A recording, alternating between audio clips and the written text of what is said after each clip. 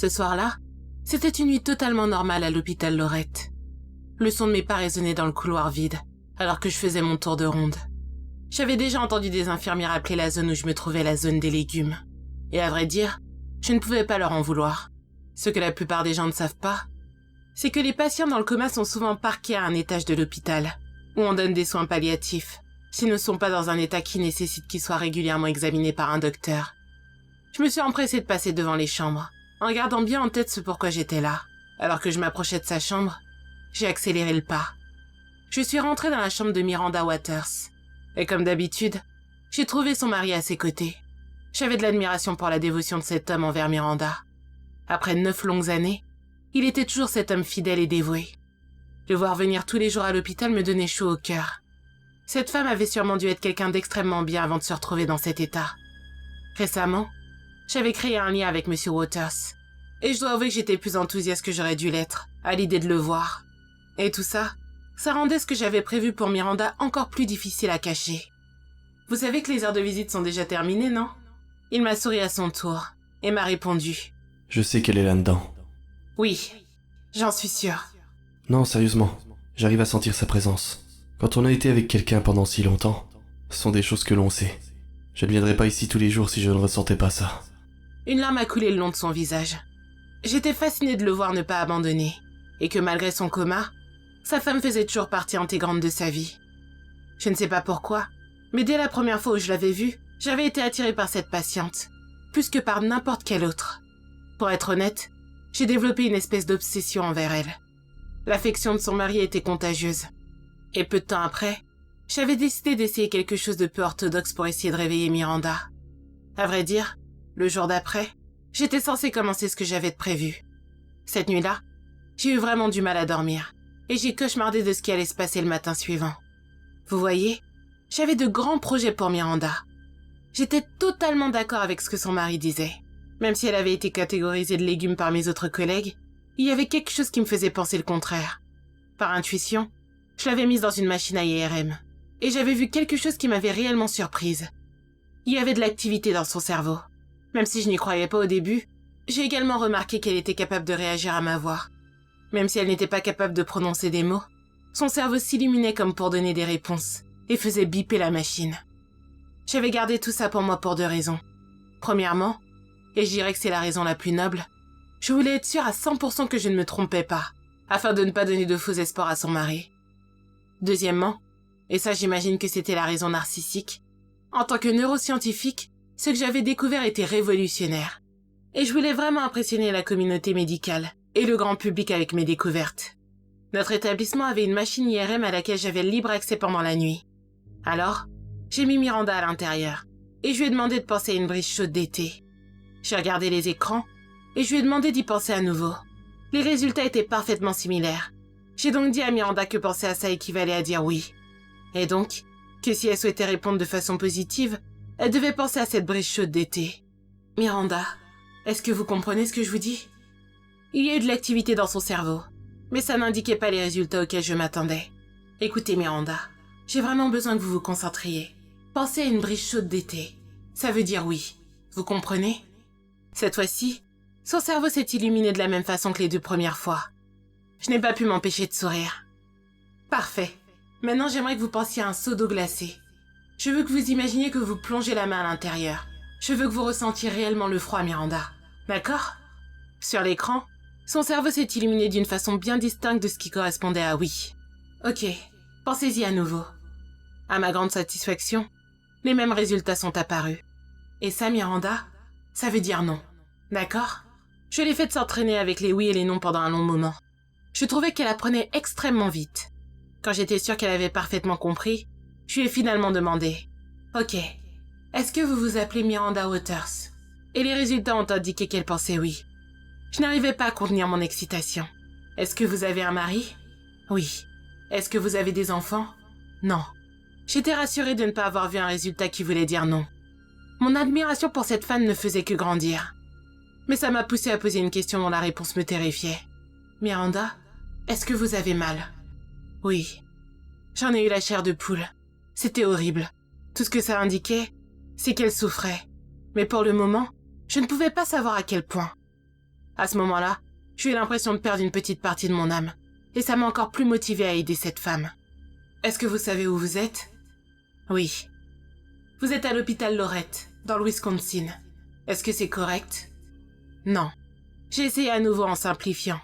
Est-ce que vous êtes dans un hôpital? Non. J'étais perturbée. Je me suis dit qu'elle devait être fatiguée après toutes les questions que je lui avais posées, ou que j'allais peut-être trop vite. J'ai donc décidé d'arrêter pour le moment et de garder les résultats que j'avais trouvés secrets. Ce n'est pas comme si elle risquait de s'en aller. Et j'avais plein d'autres tests à effectuer avant de pouvoir rendre public ce que j'avais découvert. Alors que je me couchais dans mon lit ce soir-là, j'ai mis en place un plan d'action assez ambitieux. Ça allait demander beaucoup de temps et d'efforts, mais j'étais persuadée que ça allait fonctionner. Le jour suivant, j'ai parlé de mon plan à Miranda. En utilisant le même procédé que pour le oui et le non, j'ai développé 26 schémas différents, faciles à reconnaître sur la machine à IRM. Ça allait représenter les lettres de l'alphabet. Par exemple, pour la lettre A, Miranda devait s'imaginer en train de sauter sur une montagne de sable. Pour la lettre B, elle devait s'imaginer en train de frotter ses doigts sur du papier de verre, et ainsi de suite. Je suis désolée Miranda, je sais que ça va être extrêmement long et fatigant, et vous allez devoir être patiente. Est-ce que vous voulez vraiment continuer? Elle m'a indiqué que oui. On a donc directement commencé à apprendre notre alphabet spécial. Miranda était très intelligente, et ses progrès étaient très rapides. Je n'arriverai jamais à oublier le moment où nous sommes arrivés à la lettre T. Les schémas dans son cerveau se sont illuminés comme des ampoules. Elle n'arrêtait pas de penser au mot salut. Encore et encore. J'adorais le fait qu'elle essayait de me dire bonjour. Mon cœur battait fort, car j'étais émue par la situation. Je n'aurais jamais imaginé être aussi émotif de voir quelqu'un dire quelque chose d'aussi simple que salut. Étrangement, à ce moment-là, je me suis sentie plus proche de Miranda que je ne l'avais jamais été d'aucun autre être humain. J'avais les larmes aux yeux. Eh bien, bonjour Miranda. Le jour suivant, dès que je l'ai placée dans la machine, la première chose qu'elle m'a dit c'était salut. Son excitation était palpable, et de nouveau, j'ai été touchée. Cependant, on avait presque fini l'alphabet, et j'ai été ferme sur le fait que l'on devait se concentrer sur ça. On a continué à travailler, et cette semaine-là, on a fait d'immenses progrès. Le lundi suivant, je suis allée me coucher avec un grand sourire aux lèvres. J'étais satisfaite de ce que j'avais accompli. Mais ce qui s'est passé le jour suivant m'a vite fait déchanter. Alors Miranda, parlons un peu. Encore une fois, de nouveau, j'ai vu qu'elle me disait salut. Encore et encore. Oui Miranda, j'ai besoin que vous vous concentriez pendant une seconde. Comment est-ce que vous vous appelez? J'ai attendu patiemment que Miranda pense à ce à quoi elle voulait répondre. Elle a éplé chaque lettre de son prénom parfaitement. C'est génial Miranda. Comment s'appelle votre mari? Elle a bien dit Loïc. C'est excellent. Où est-ce que vous vous trouvez actuellement? Et là, j'étais vraiment perturbée. Elle venait d'épeler en enfer. Un frisson m'a parcouru le corps. J'ai revérifié les résultats. Ça ne pouvait pas être possible. Mais pourtant, c'est bien ce qu'elle venait de dire. Non, vous êtes dans un hôpital depuis un long moment. Vous êtes dans le coma. Est-ce que vous comprenez? J'ai attendu de nouveau et elle a répondu non, en enfer. J'étais trop perturbée et j'ai quitté la pièce brièvement pour me calmer, mais également pour donner à Miranda un moment pour se reposer. En revenant, j'ai pu voir que Miranda essayait toujours de parler. Ce qu'elle éplait en boucle, c'était le mot « aidez-moi ». Miranda, s'il vous plaît, calmez-vous. Vous êtes dans un hôpital. Tout va bien. Je suis là et je ne vous abandonnerai pas. Une nouvelle fois, elle a dit « non, en enfer. Toujours en enfer ». Pour la première fois depuis que j'avais commencé cette expérience, je me sentais inutile. Ce que je déchiffrais me brisait le cœur. Avec tout le temps qu'on avait passé toutes les deux, j'étais extrêmement attachée à elle. Je n'arrivais pas à contrôler mes émotions. Ce n'était pas professionnel, mais j'ai dit la première chose qui me passait par la tête. « Miranda, essayez de vous réveiller. » L'émotion que j'ai entendue dans ma voix m'a perturbée. Je me suis rendu compte que j'étais beaucoup trop proche de tout ça. Alors que j'étais en train de penser à ça, Miranda s'est remise à communiquer. J'ai déchiffré ce qu'elle disait. « Non, ça ne sera pas moi. » Quoi? Je n'avais aucune idée de ce qu'elle essayait de dire. « Démon Hotch ?» La peur s'est emparée de moi. Après avoir lu ça, j'ai commencé à me demander si je ne me trompais pas dans mon interprétation. Mais encore une fois, après avoir vérifié des tonnes de fois, j'ai constaté que c'était réellement ce qu'elle essayait de dire. « Ça va aller Miranda, je suis là. Tout va bien se passer. » Mais elle a répondu de nouveau. « Non. Enfer. Éternel. » J'étais vraiment déboussolée à cause de tout ce qui se passait. Je suis rentrée chez moi et j'ai essayé de dormir, mais je n'y arrivais pas. Mon téléphone a sonné et j'ai écouté avec incrédulité. Après avoir raccroché, j'ai foncé vers l'hôpital. Je me moquais de l'heure qu'il était. Je voulais le voir de mes propres yeux. Et quand je suis arrivée, j'ai pu constater le miracle. Miranda était réveillée et elle parlait. Je suis rentrée dans la chambre et j'ai vu que son mari Loïc la tenait très fort dans ses bras. Mais la joie que j'ai ressentie a vite disparu quand j'ai vu le regard glacial que me lançait Miranda. Alors que je me présentais, ses yeux se sont attardés sur moi. J'ai eu l'impression qu'ils étaient vides, froids et calculateurs. Elle a froncé les sourcils et n'a pas accepté de me serrer la main. J'essayais d'être compréhensive. Elle était toujours en train de se remettre. Et donc, je ne me suis pas vexée de son refus. J'ai juste regardé Loïc alors qu'il continuait à s'accrocher à sa femme. Et le sourire qu'il avait ne s'effaçait pas, même devant la visible résistance de Miranda. Le jour suivant, j'ai avoué la petite expérience que j'avais menée. Et j'ai rendu mes résultats publics. J'ai été qualifiée de sauveuse. Et j'ai été félicitée plus que je ne l'imaginais. Mais malgré ça, je me sentais vide. Miranda ne voulait plus rien avoir à faire avec moi. Et ça me désolait. Au début, j'ai eu peur qu'elle pense que je l'avais exploitée. Mais ça n'avait pas l'air d'être ça.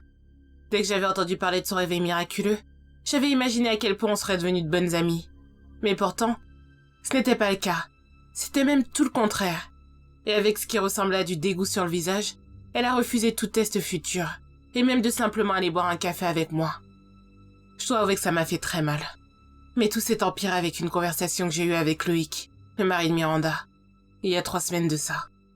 Il est rentré dans mon bureau, et il avait l'air faible et dépité. On aurait dit qu'il avait vieilli de 10 ans depuis la dernière fois que je l'avais vu. Avant même que je n'ai pu lui dire bonjour, il a dit... Ce n'est pas elle. Pardon ? Ce n'est pas ma femme.